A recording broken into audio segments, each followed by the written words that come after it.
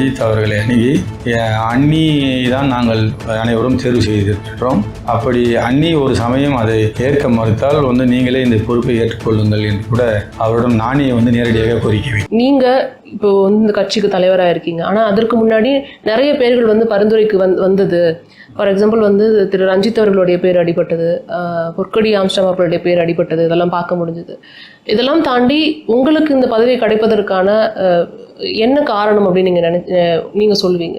அதாவது கட்சியுடைய ஈடுபாடு அப்படி என்பது ஒரு பக்கம் இருக்கும். அண்ணனுடைய செயல்பாடுகளிலே முழுமையான பங்கு பெற்றவனில் நானும் ஒரு ஆளாக இருக்கின்றேன். அது பகுஜன் சமாஜ் கட்சியுடைய தொண்டர்கள் அனைவருக்கும் தெரியும். எந்த ஒரு நிகழ்வாக இருந்தாலும் சரி, அரசியல் நடவடிக்கையாக இருந்தாலும் சரி, அண்ணனுடைய எண்ணத்திற்கு ஏற்றாற்போல் செயல்படுகின்ற ஒரு மனநிலை என்னிடம் இருக்கின்றது என்று எங்களுடைய அந்நியார் அவரும் அது முழு நம்பிக்கை வைத்திருக்கின்றார். அது மட்டுமல்லாமல் கட்சிக்கு வெளியிலிருந்து பெயர்கள் அடிபட்டது அப்படி என்றெல்லாம் நம்ம சகோதரர் ரஞ்சித் பற்றியெல்லாம் பொது அதாவது சோசியல் மீடியாவிலே செய்திகள் எல்லாம் பரவின. இது போன்ற ஒரு நிகழ்வு வரும்பொழுது, அண்ணனை இழந்துவிட்டு நாங்கள் வாடும் பொழுது, அண்ணனுக்கு நெருக்கமாக இருந்தவர்கள் அந்த லிஸ்ட்டில் இருக்கும்போது பார்த்திங்கன்னா ரஞ்சித் சகோதரரும் ஒருவர். அதனால் நான் நேரடியாக ரஞ்சித் அவர்களை அணுகி அண்ணி தான் நாங்கள் அனைவரும் தேர்வு செய்திருக்கின்றோம். அப்படி அண்ணி ஒரு சமயம் அதை ஏற்க மறுத்தால் நீங்களே இந்த பொறுப்பை ஏற்றுக்கொள்ளுங்கள் என்று கூட அவரிடம் நானே நேரடியாக கோரிக்கை வைத்தேன். நானே நேரடியாக கோரிக்கை வைத்தேன். அவர் தற்சமயம் அவருடைய பட வேலைகள் மற்ற விஷயங்கள் இருப்பதினால் இந்த இயக்கத்திலும் அண்ணன் மீது உள்ள அந்த பற்றும் என்னுடன் தொடர்ந்து இருக்கும். அதனால் இந்த பொறுப்பு ஏற்பது இது மிகப்பெரிய பணி. அதை நீங்கள் செய்தால் நானும் தொடர்ந்து உங்களுடன் இருப்பேன் என்று எனக்கும் அவர் ஆறுதலாக பதிலளித்தார். அந்த நேரத்தில் நான் இந்த தலைமை பொறுப்பை ஏற்க வேண்டும் என்று முடிவு செய்யக்கூட இல்லை.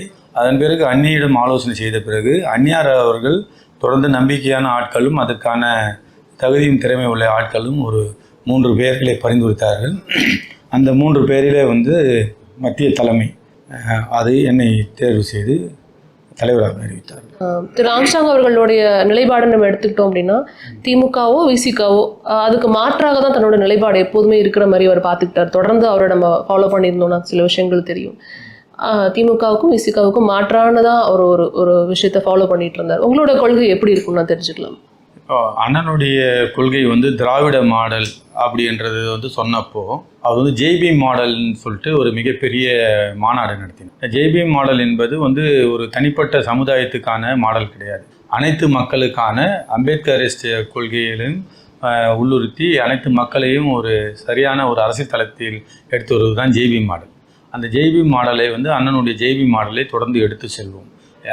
பெரும்பாலும் திராவிட கட்சிகளில் இருந்ததுக்கு முன்பு நீதி கட்சி இருந்தது. நீதி கட்சியிலிருந்து திராவிட கழகமானது, திராவிட முன்னேற்ற கழகமானது.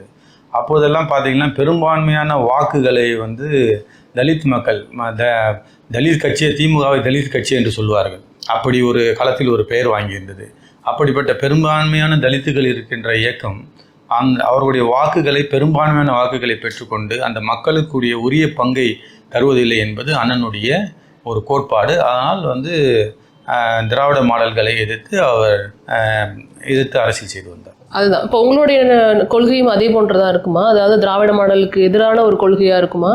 என்னுடைய கொள்கை அண்ணனுடைய கொள்கையில் எந்த விதத்திலும் மாறுபடாது. அதனுடன் கூடுதலாக இந்த மக்களுக்கு உரிய பங்கை தருகிறார்களா என்பதை அதை கவனித்து அரசியல் நகர்வுகள் இருக்கும். குறிப்பாக பட்ஜெட்டிலே பணம் ஒதுக்கப்படுகிறது என்றால் தலித் மக்களுடைய பணத்தை ஒன்று கட்டிடத்துக்கு, அதாவது ஸ்டேடியம் போன்ற கட்டிடங்கள் கட்டுவதற்கு அனுப்புகிறார்கள், அல்லது செலவு செய்யாமல் திருப்பி அனுப்புகிறார்கள். அதற்கான தகுதியும் திறமையும் இருக்கும் மக்கள் இருந்தும் அந்த பணத்தை செலவு செய்யாமல் அனுப்புகின்றார்கள். இது போன்ற சிறு சிறு நிகழ்வுகளை எல்லாம் கூட உன்னிப்பாக கவனித்து எங்களுடைய அரசியல் நடவடிக்கைகள் நகரும்.